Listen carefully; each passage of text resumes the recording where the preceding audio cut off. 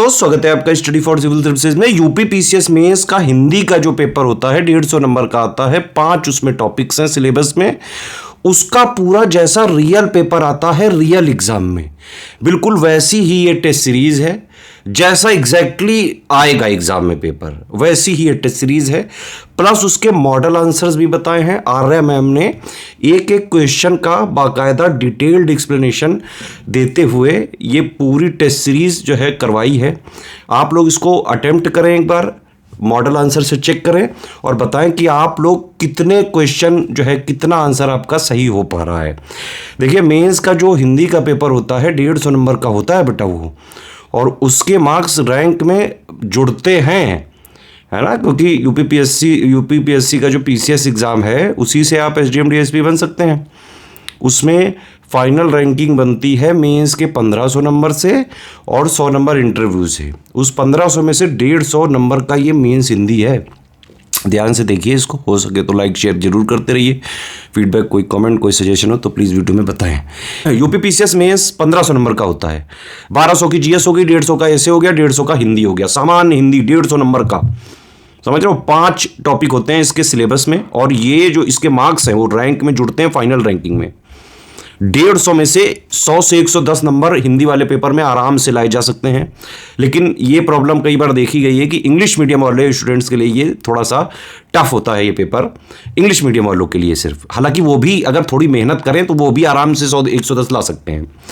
करना क्या है वो समझो, इसको इग्नोर मत करना है, इसको इग्नोर करने की गलती मत करना। रैंकिंग ऊपर नीचे हो जाती है और बहुत बार ऐसे हुआ भी है। अच्छे खासे नंबर रहे लोगों के, हिंदी में कम नंबर आए, ऊपर से एसडीएम से सीधा जो है पता लगा एकदम जो है ना डीएसपी मिल रहा है, ना वीडियो मिल रहा है, ना कोई मिल रहा है, एकदम लो पोस्ट पे आ गए। तो ध्यान रखें, इसको अच्छे से इसकी तैयारी करके जाएं। 100 से 110 नंबर का टारगेट लेके ही जाएं। कैसे किया जा सकता है? आराम से किया जा सकता है। इसमें देखिए 5 टॉपिक्स हैं। उसका जो है complete official syllabus latest and pattern के हिसाब से जितना एग्जाम के लिए ज़रूरी है वो पढ़ लें, है ना। वो आपको selection material study for civil services में मिल जाएगा, है ना। आप जो है हमारा पेड ग्रुप ज्वाइन करें, 1500 का है हिंदी का मेंस का।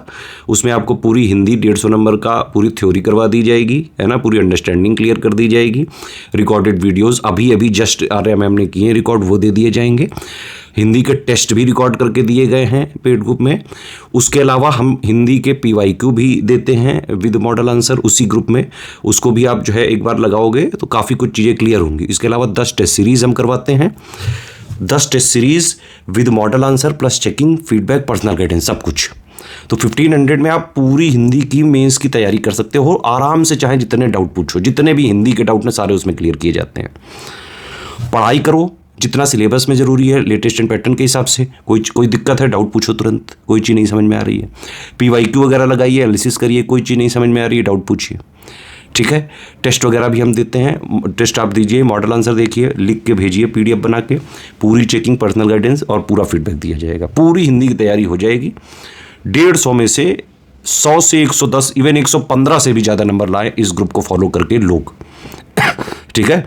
तो यूपी पीसीएस मेंस हिंदी के लिए इतना कर लिया अगर आपने, आराम से आप जो है मेंस हिंदी क्लियर कर लोगे। 100 से 110 नंबर आराम से आ सकते हैं। सामान्य हिंदी के मॉक टेस्ट की हमारी जो सीरीज चल रही थी उसमें ये चौथा क्रम है। चौथे टेस्ट को आप देखने जा रहे हैं। इस मॉक टेस्ट को आपने अटेम्प्ट किया था और इसमें आपको मूल्यांकन करके फीडबैक भी दिया गया था। अब यहाँ पर इसी टेस्ट सीरीज का लाइव आप देख रहे हैं। तो इसमें एक चीज़ है, देखिए, कोई भी मॉक टेस्ट लगाते समय आपको एक बात हमेशा दिमाग में रखनी चाहिए कि आपको सारे प्रश्न अटेम्प्ट करने हैं। तो ये तो बार बार दोहराया जा रहा है। दूसरी बात ये कि हड़बड़ा कर किसी मॉक टेस्ट को नहीं अटेम्प्ट करना है। ये नहीं कि हम इतने उतावले हो जाएं कि बस टेस्ट पोस्ट किया गया ग्रुप में और उसके बाद आप तत्काल ही उसको हल करने पर एकदम तुल जाएं। आप पहले अपनी तैयारी को देखिए कि आपने कितना पढ़ के रखा हुआ है, कितना आपने अभ्यास किया हुआ है। और अगर आपने ठीक से अभ्यास नहीं किया हुआ है, आपने प्रैक्टिस बढ़िया नहीं की है, तो इसका मतलब ये है कि मॉक टेस्ट आप लगाएंगे भी और कम नंबर आएंगे, आप उससे डीमोटिवेट हो जाएंगे, मोटिवेशन आपको कोई नहीं मिलेगा, है ना। मतलब एक छोटी मोटी तैयारी या एक छोटा मोटा बैकग्राउंड बना के तभी मॉक टेस्ट लगाने चाहिए, कोई भी हो, चाहे प्रीलिम्स का हो चाहे मेंस का हो। बहुत से ऐसे कैंडिडेट हैं ग्रुप में जो कि उन्होंने व्याकरण वाले हिस्से में कुछ पढ़ा ही नहीं है। मतलब विलोम से लेकर मुहावरे लोकोक्ति तक उन्होंने चीज़ों को गंभीरता से नहीं लिया है। गद्यांश में उन्हें चीज़ें नहीं पता है कि सारांश कैसे करना है, संक्षेपण कैसे करना है। उन्होंने पहले ही दिन से मॉक टेस्ट लगाना चालू कर दिया है। तो ये बहुत बुद्धिमानी वाला निर्णय नहीं है। आप कुछ समय ले लीजिए, 1 हफ्ते का समय ले लीजिए, 2 दिन का, 3 दिन का, 4 दिन का, और उसमें सारे सिलेबस को ठीक से देखिए, और हमारे द्वारा जो प्रोवाइड किए करवाए गए नोट्स हैं उनको एक बार देख लीजिए। उसमें जितनी भी फैक्चुअल चीज़ें हैं उसको तैयार कर लीजिए, मतलब विलोम हो गया, आपका वाक्यांश हो गया, वाक्यवर्तनी शुद्धि में थोड़ा प्रैक्टिस कर लीजिएगा, मुहावरे लोकोक्ति में पर्याप्त उसको रिवाइज कर लीजिए, जितने दिए हुए हैं उतने सफिशिएंट हैं। तो उतना अभ्यास करने के बाद, और पत्र लेखन में जितने पत्रों के फॉर्मेट हैं उनको एक बार अच्छे से लिख कर प्रैक्टिस करने के बाद, और गद्यांश अवबोधन में थोड़ा सा रीडिंग स्किल आपको डेवलप करनी होगी। तो ये सब करने के बाद कम से कम इसमें 3 से 4 दिन आपको लगेगा। जल्दी जल्दी करना है, ये नहीं कि पूरा लेके एक ही को बैठ गए। तब उसके बाद मॉक टेस्ट पर आना चाहिए। तो आपका उत्साह भी बढ़ेगा, आपके नंबर अच्छे आएंगे, आपको बढ़िया ऊर्जा मिलेगी, उससे निराशा नहीं होगी।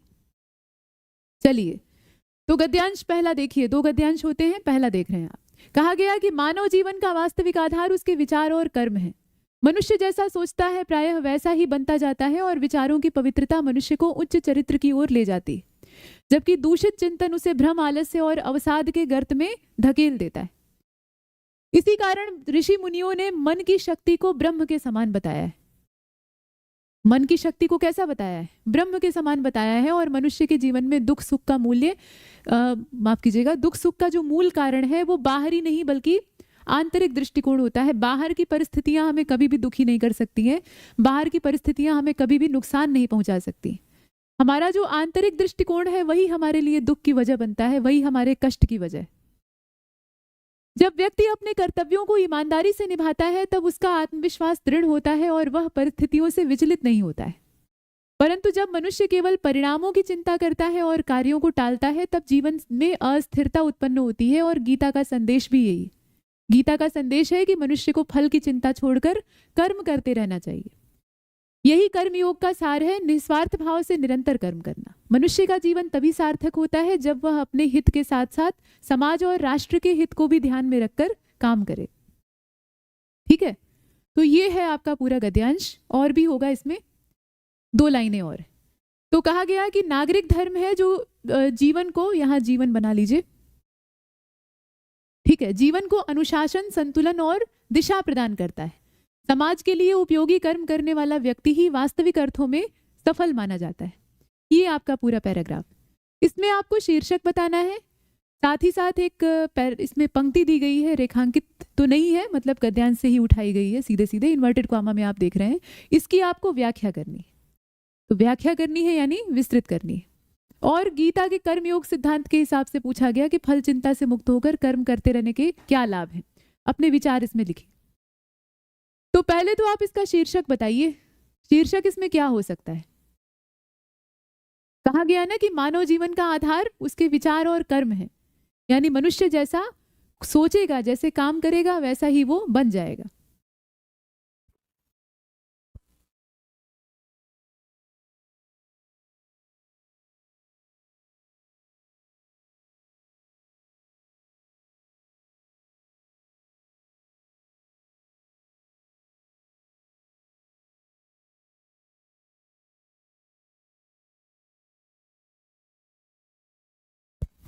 तो यहाँ पर आप देखें कि मानव जीवन का वास्तविक आधार उसके विचार और कर्म है, और मनुष्य जैसा सोचता है वैसा बन जाता है। ठीक, और अंत में निष्कर्ष भी वही निकाला गया है कि मनुष्य का जीवन सार्थक तभी है जब वह अपने हित के साथ साथ समाज और राष्ट्र के हित को भी ध्यान में रखकर काम करता है। और अंतिम पंक्तियों पर जरा ध्यान दीजिएगा। कहा गया कि नागरिक धर्म है जो जीवन को अनुशासन, संतुलन और दिशा प्रदान करता है। तो यहाँ पर आप लिखेंगे, इसका जो शीर्षक है वो वास्तविक धर्म या नागरिक धर्म, ये शीर्षक हो जाएगा। या फिर इसके शीर्षक को आप इसमें इस तरीके से लिख सकते हैं, जीवन का उद्देश्य, जीवन का सार्थक उद्देश्य क्या है। लेकिन यहाँ पर चूंकि नागरिक के उद्देश्य से चर्चा की गई है तो नागरिक धर्म आप लिख सकते हैं। कर्मयोग इसमें शीर्षक कुछ लोग चुन लेते हैं, लेकिन वास्तव में कर्मयोग से ज्यादा यहाँ पर व्यक्ति के कर्तव्य की बात की गई है, तो इसलिए नागरिक धर्म से जुड़ा हुआ शीर्षक चुनना ज्यादा बेहतर। कर्मयोग भी चुन सकते हैं, कोई दिक्कत नहीं है, लेकिन चूंकि शीर्षक में विचार होते हैं ना, तो विचार कई तरह के हो सकते हैं।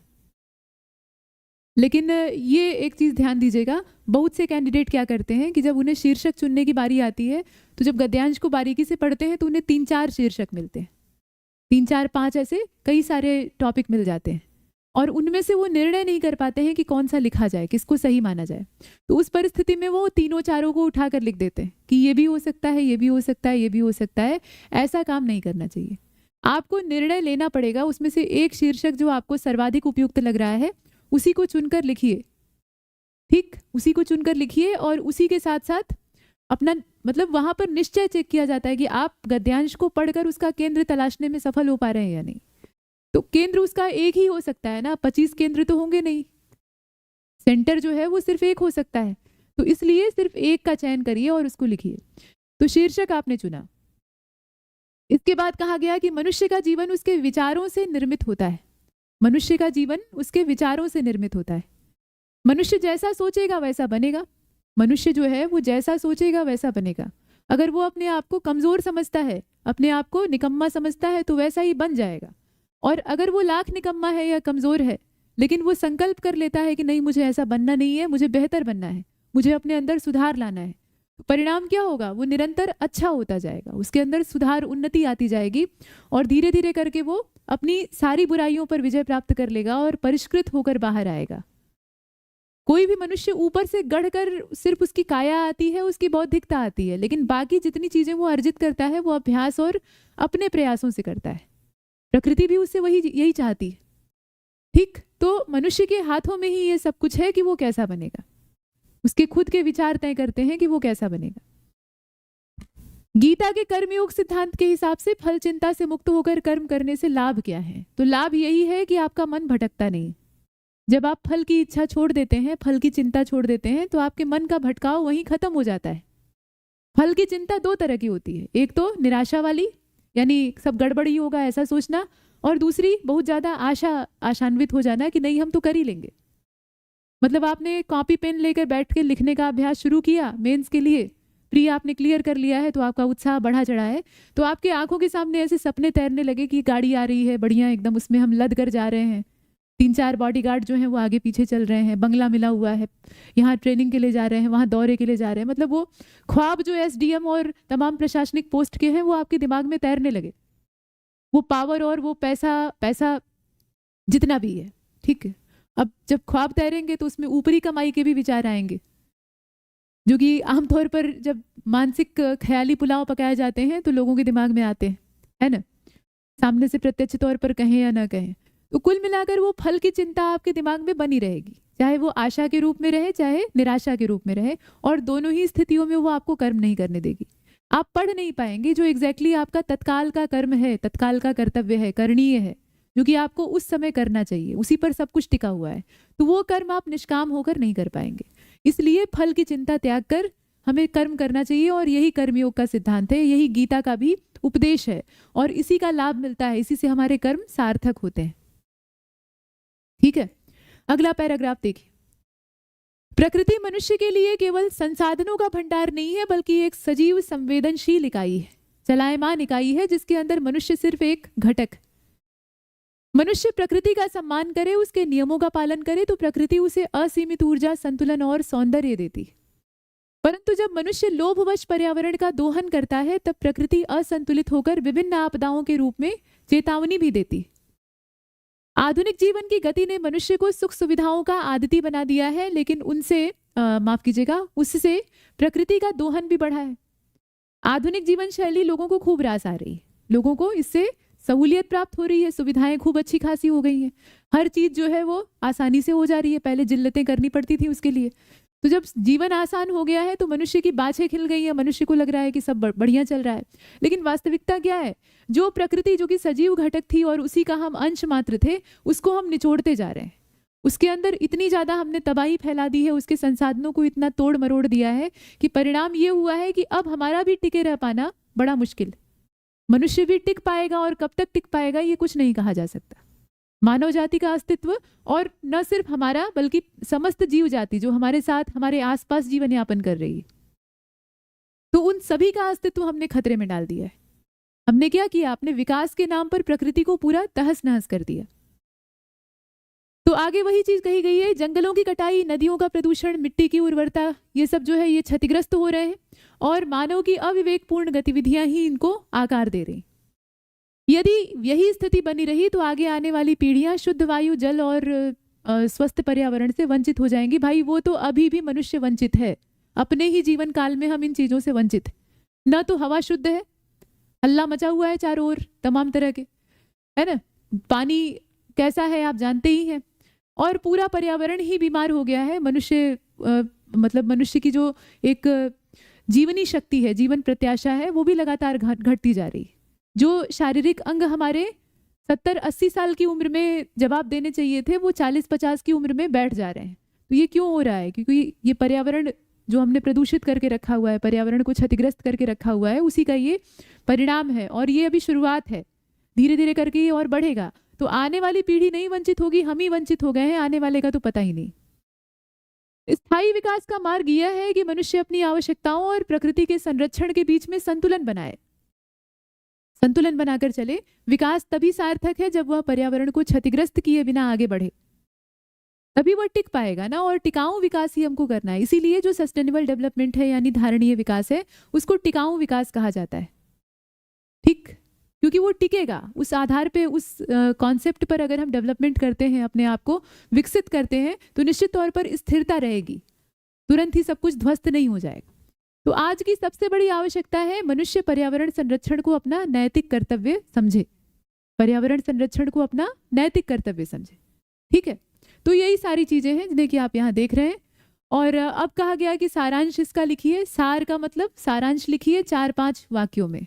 वही बात है, छोटा लिखिए कहने का मतलब ये नहीं कि गिनने लगे कि 4 से 5 वाक्य हुआ कि नहीं, ऐसा नहीं है, गिनने की बात नहीं है। मतलब आपको पता होना चाहिए कि इसमें छोटा लिखना है।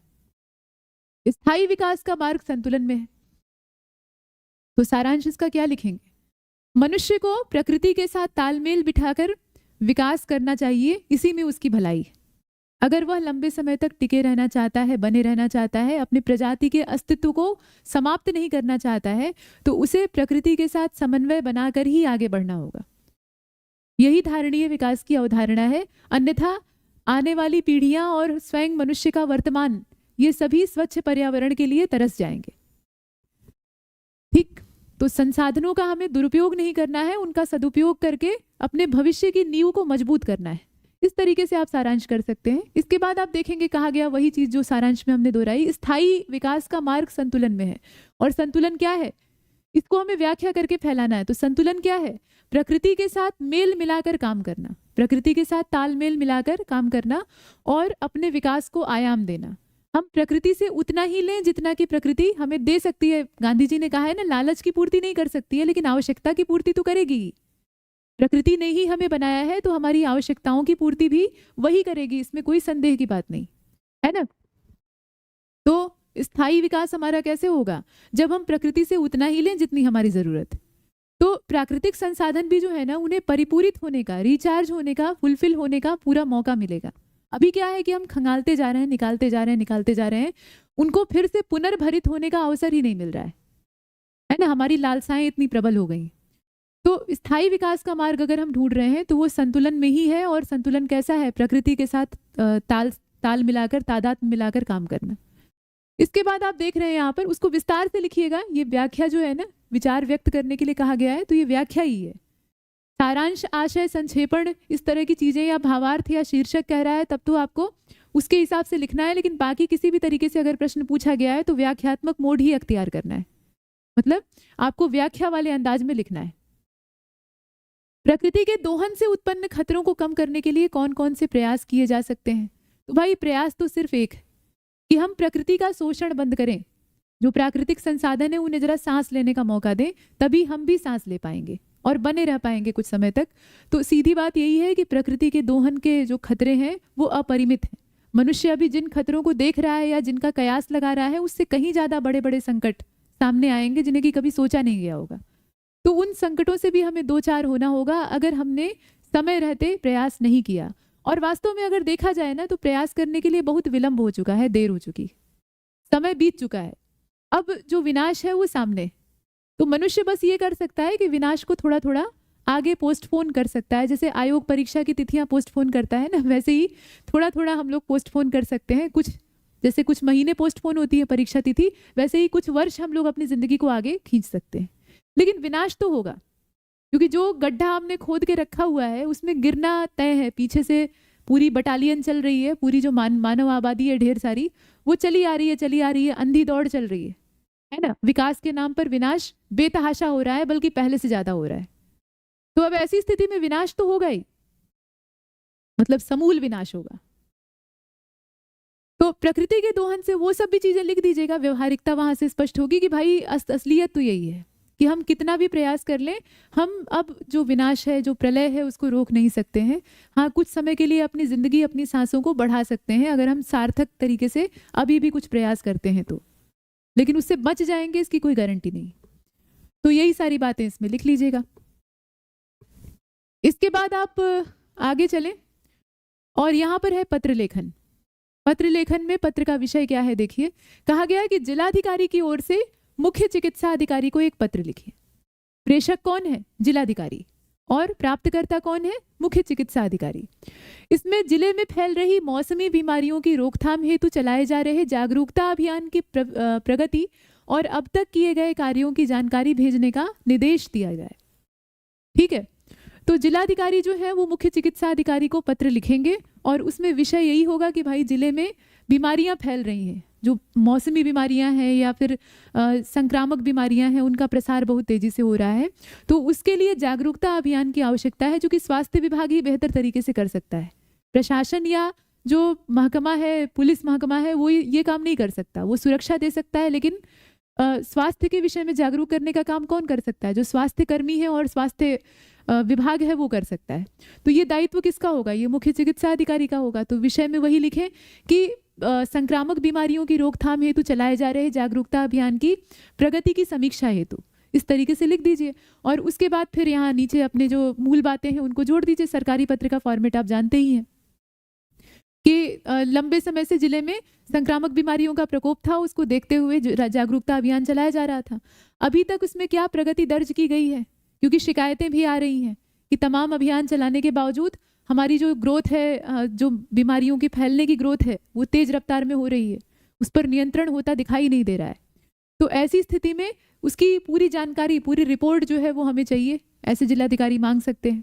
तो ये निर्देशित करता हुआ पत्र आपको लिखना है।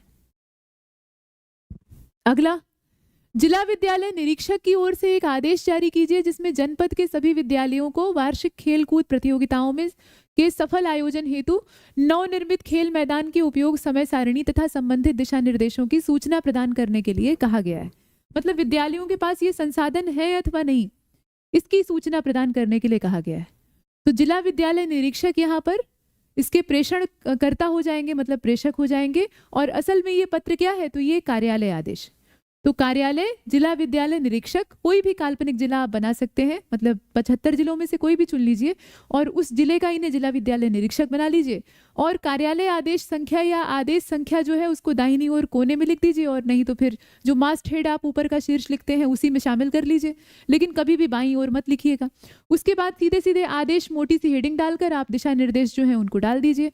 प्रतिलिपियों के लिए नीचे स्थान बना दीजिएगा और जो प्रेषक है वहां पर जिला विद्यालय निरीक्षक का हस्ताक्षर के लिए स्थान बना दीजिएगा। कुछ कैंडिडेट्स क्या करते हैं, वो नीचे अपना ही हस्ताक्षर कर देते हैं और अपने ही नाम को लिख देते हैं। तो वो शुरुआत में निर्देश आपने देखा है ना, नाम अनुक्रमांक इत्यादि का उल्लेख मत करिएगा, तो वो काम यहाँ पर नहीं करना है। आप सांकेतिक लिखिए क ख ग या अ ब स, भवदीय क ख ग। हस्ताक्षर के लिए स्थान सिर्फ बना दीजिए, छोड़िए उसको, वहां पे सिग्नेचर मत मार दीजिएगा, ठीक है? नहीं तो नंबर कटेंगे, सही लिखने के बावजूद कट जाएंगे। इसके बाद अब विलोम है। देखिए, अनुराग, तेजस्वी, प्राचीन, विपत्ति सब सामान्य शब्द हैं।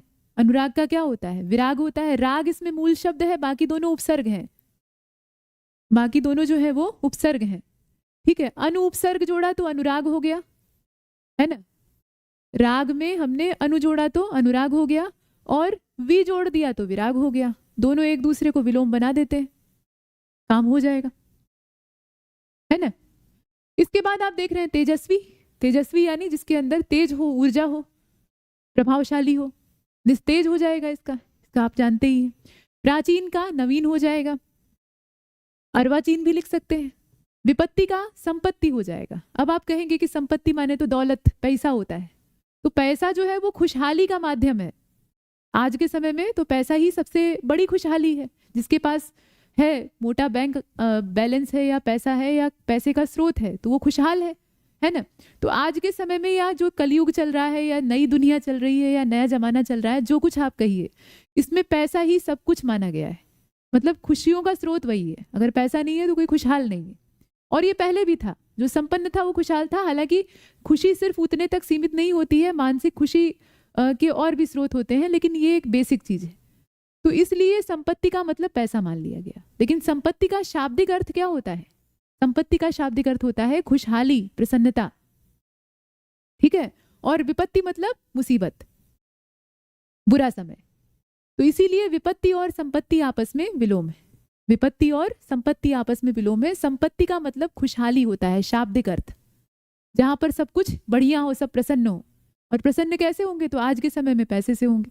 इसीलिए आज के समय में दौलत को ही संपत्ति मान लिया गया है। मतलब प्रॉपर्टी है आपके पास, कैश है, पैसा है, स्रोत है उसका, तो आप खुशहाल हैं।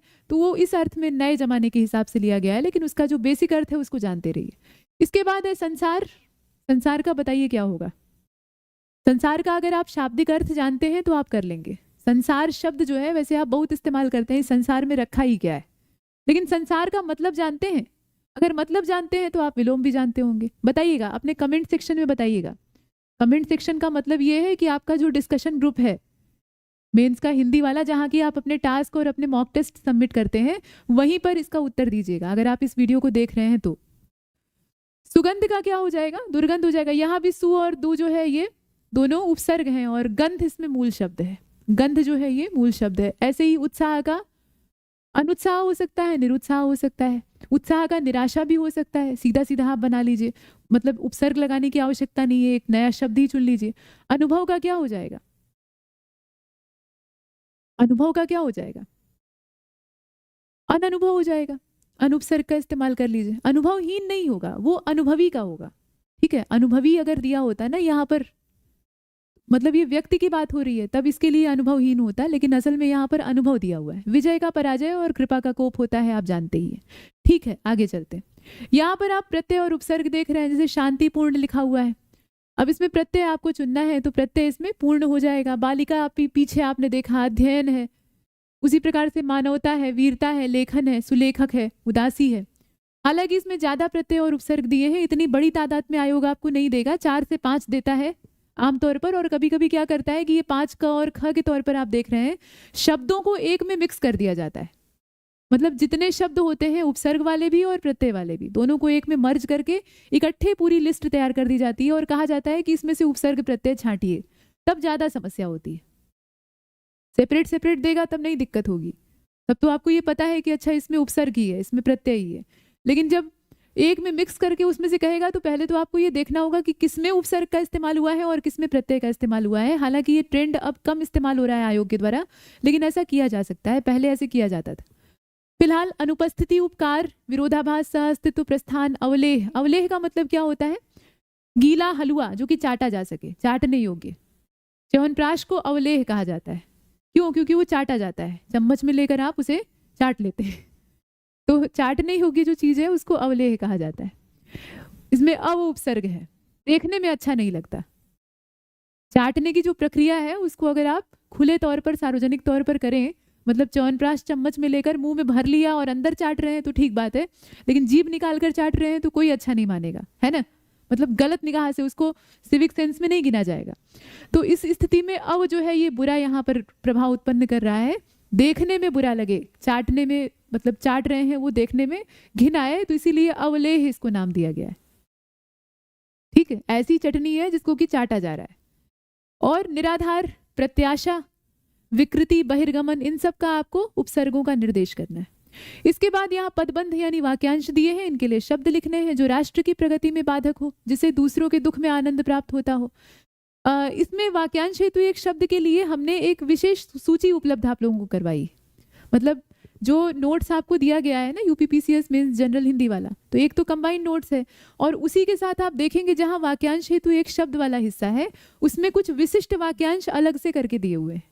तो वो नए हैं, मतलब नए अपडेट किए हुए, बिल्कुल रिवाइज किए हुए हैं, उनको एक बार देख लीजिएगा, बढ़िया से देखकर उनकी प्रैक्टिस कर लीजिएगा। जिसका समाधान अत्यंत कठिन हो, जो अनेक भाषाएं बोलने में निपुण हो, अच्छा, एक चीज है, देखिए वाक्यांश हेतु एक शब्द में लोग एक ही शब्द को पकड़ कर बैठ जाते हैं कि इस शब्द के लिए इस वाक्य के लिए यही शब्द होगा, इस वाक्यांश के लिए यही शब्द ही होगा और कुछ नहीं हो सकता है। हो सकता है एक ही वाक्य के लिए एक से ज्यादा शब्द हो सकते हैं, और अगर आपको एक से ज्यादा पता है तो दोनों को लिख दीजिए, उसमें कोई समस्या नहीं है।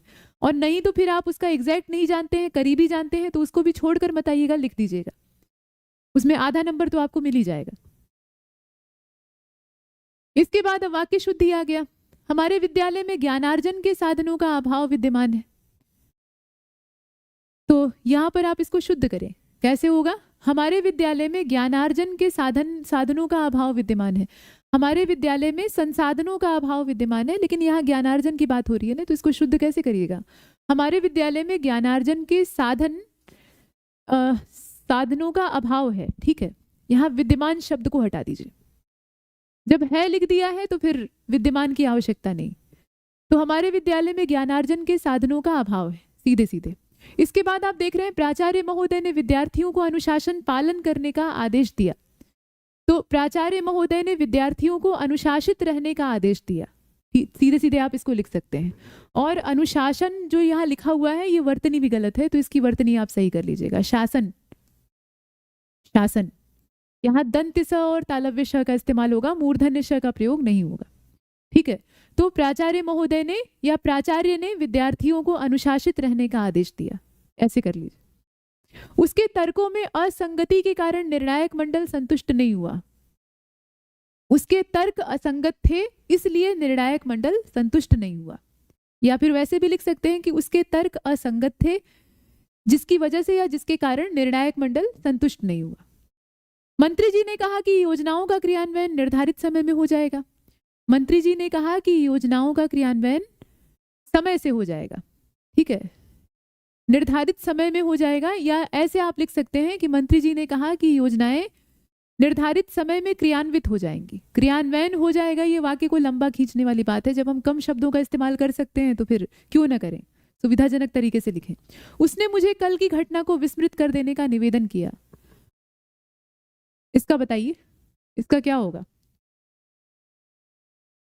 इसके बाद ये वाला आपके लिए प्रश्न है, इस वाक्य को शुद्ध करके बताइए।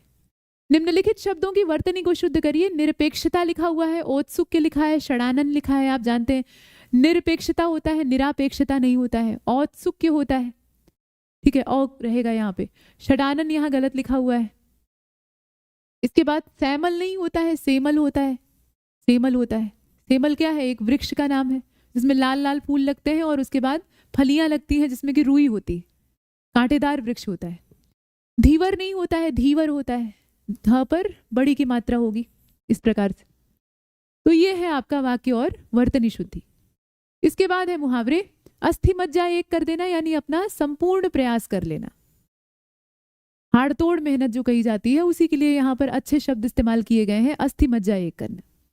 नेत्रों से ओझल हृदय से दूर, यानी जो चीज दूर हो जाती है उससे स्नेह भी कम हो जाता है।